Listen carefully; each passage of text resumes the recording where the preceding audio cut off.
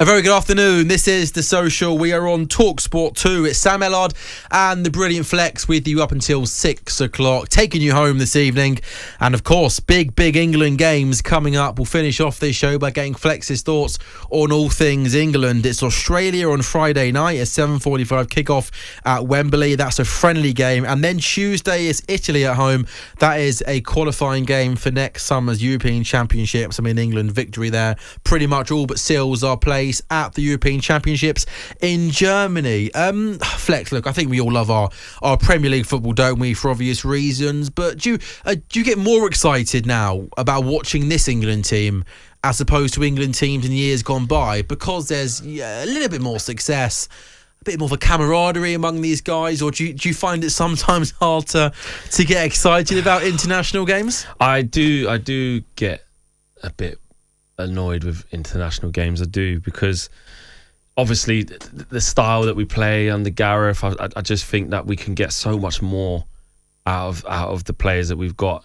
We talk about golden generations of, Lampard, Gerrard, Scholes, the John Terrys, the Rios, we've had it. And it's like, how did that team not win anything? You just say those names, you're like, what? Ridiculous. They played together in one team? When you're looking at the Beckham documentary and, you're talking about... How good is that, by the way? Have you enjoyed it? Brilliant. Some of these documentaries, I sometimes watch it and think, have I learned as much? I think the Beckham one is genuinely insightful. Yeah. You learn so much stuff, all the fallout to that sending off at the World Cup, a bit about his personal life coming through at Man United. If you haven't seen it, I think it's a belter, Flex. Absolutely. It's so good. And not spoiler alert, don't want to say too much, but just when you see some of the clips of when David Beckham's in and around the England squad, obviously as captain, and the players that were there, it's a joke. I know. And then we went through a little period of kind of mediocrity, and then you look at this crop of how exciting it is, and obviously knocking on the door for top honours for the last couple of tournaments now. We've got to start achieving. This group of players are going to win something. Yeah. I'm 100% certain of it. I mean, I know Kane isn't young compared to some of the other guys, but let's look at the tournament that's going to be in England, or the UK and England in the next UK and Ireland. Sorry, I should say. Let me get that out there. Sorry. You think that's in 4 years' time? Where's Saka going to be in 4 years' time? Where's Bellingham going to be in 4 years' time? Where's Foden, Rice, Maddison? Kane's still going to be good. I mean, some of these players in 3, 4, Levi they Colwell, could be. Where's he going to be in 4 years? John Stones, Trent. Goodness me, Trent. I mean, these boys could be Ballon d'Or winners. I think there is so much talent there.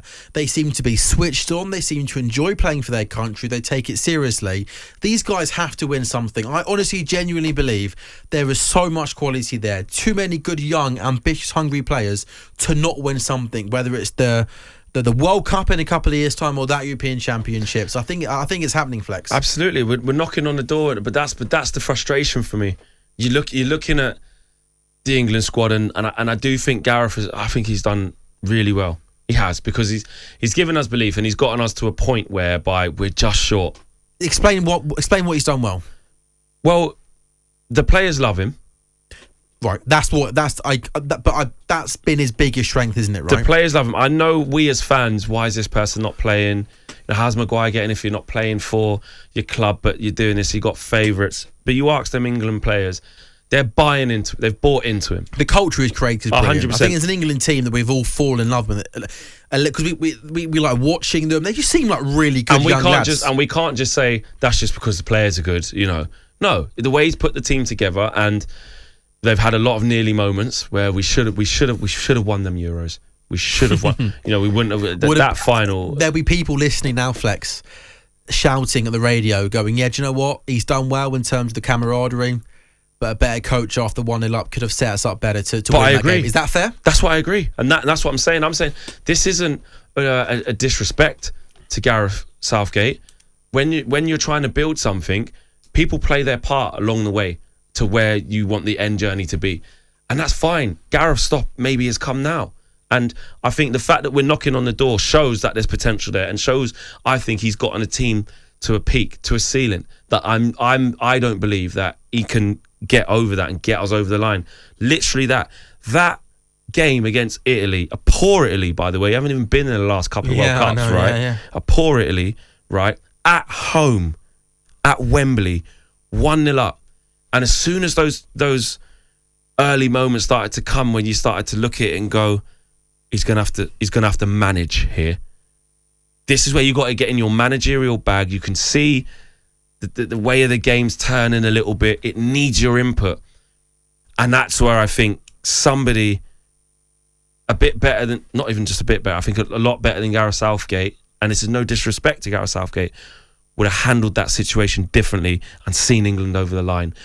Also, I know, you know, things come down to individuals. So when Harry Kane blazes the penalty over against France, you know, we was in a position to do well in that game, individual errors. But just when it gets down to it, is he getting the maximum out of these players? If Pep or Klopp was manager of this England team, we could dominate world football. You know, the thing about Trent not being able to defend... We could. Jack's laughing at me there. Our producer's laughing. No, we could get a lot more out of them. If Pep did 3 major tournaments with England, or even 2, we'd win them all. Imagine Pep coaching these players. 100%. It'd be insane. And, you know, we look at things like, whereby, look at Trent, right? And we're like, yeah, but you can't, the defensive side's not that great and this, that and the other. Mate, if we could replicate how he is for Liverpool and the conditions that he has in order to be able to push his positive attributes to the forefront and reduce his weaknesses, i.e. giving him cover, let him come into midfield, you know, get someone like Kyle Walker to go cover some space or Declan Rice, then you're getting Trent to come in midfield and join him with Bellingham and Foden or Maddison. Sounds exciting, doesn't it? Like, come on. But instead, sometimes we're quite rigid, you know. We're very rigid, Flex. We're quite predictable. Way too rigid. And I feel like these players are playing with the handbrake on sometimes. Yeah, I agree. And I think the biggest strength in this England team is we've got an abundance of world-class... proper talent. And I don't use that word lightly, but world-class attacking players.